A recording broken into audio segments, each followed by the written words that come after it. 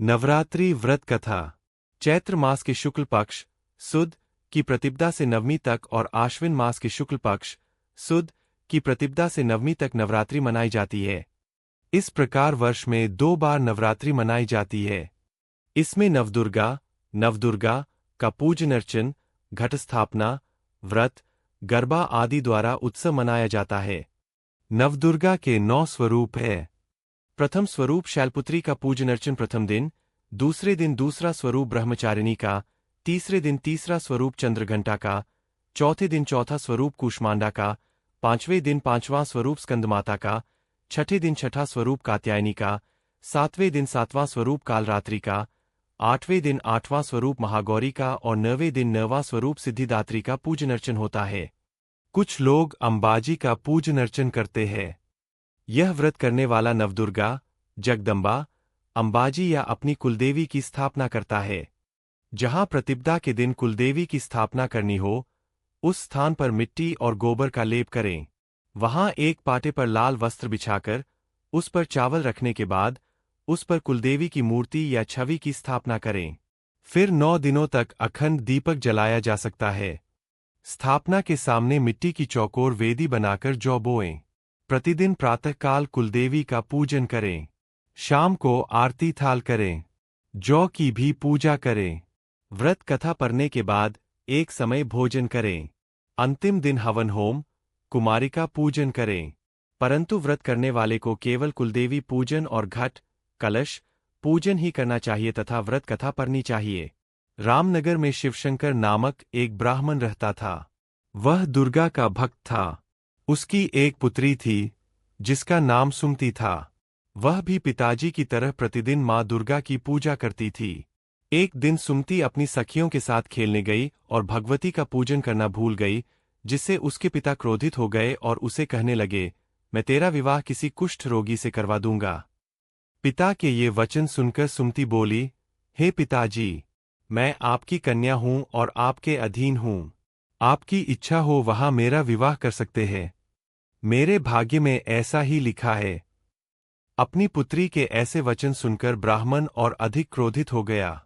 अपनी पुत्री के ऐसे वचन सुनकर ब्राह्मण को और अधिक क्रोध आया और उसने उस कन्या का विवाह एक निर्धन कोढ़ी के साथ कर दिया और फिर उसे विदा कर दिया। विवाह के बाद सुमति और उसका पति पास के एक वन में चले गए।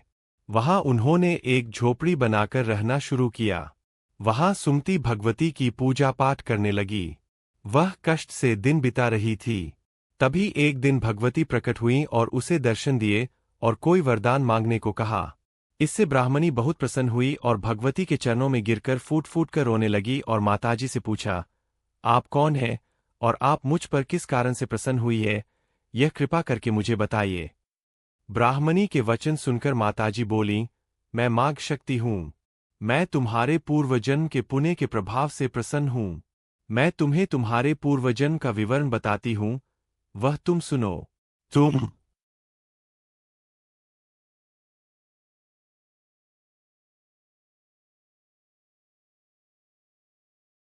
पूर्वजन्म में एक भील की पतिव्रता स्त्री थी।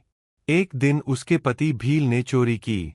चोरी करने के कारण उन दोनों को सैनिकों ने पकड़कर कारागृह में कैद कर दिया। सैनिकों ने उन्हें भोजन भी नहीं दिया।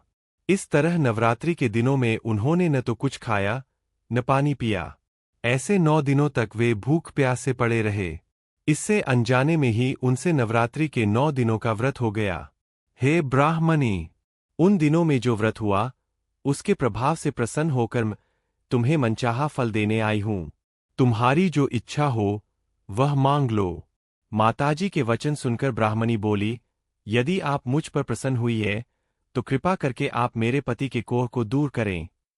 यह सुनकर माताजी बोलीं, उन दिनों में तुमने अनजाने में जो व्रत किया था, उस व्रत के एक दिन का पुण्य अपने पति के कोढ़ को दूर करने के लिए अर्पित कर दो। इसके प्रभाव से तुम्हारे पति का कोढ़ दूर हो जाएगा। ब्राह्मणी ने तुरंत एक दिन का पुण्य अर्पित करने का संकल्प किया और उसका पति कोढ़ से मुक्त होकर सुंदर शरीर वाला बन गया। यह देखकर ब्राह्मणी खुश और आनंदित होकर बोली, हे माँ, मेरे जैसे कई जीव दुखी और कष्ट से पीड़ित होते हैं। वे भी दुख और कष्ट से राहत पाए, ऐसा कोई मार्ग बताओ। तब माताजी बोलीं, हे ब्राह्मणी, जो कोई यह नवरात्रि का व्रत करता है, उसे सुख और संपत्ति में वृद्धि होती है, दुख दरिद्रता दूर होती है, शत्रु का संहार होता है, महान से महान पापी भी सभी पापों से मुक्त हो जाता है, उसके सफल मनोरथ सिद्ध होते हैं। इतना कहकर माताजी अदृश्य हो गईं। उसके बाद ब्राह्मण और ब्राह्मणी हर नवरात्रि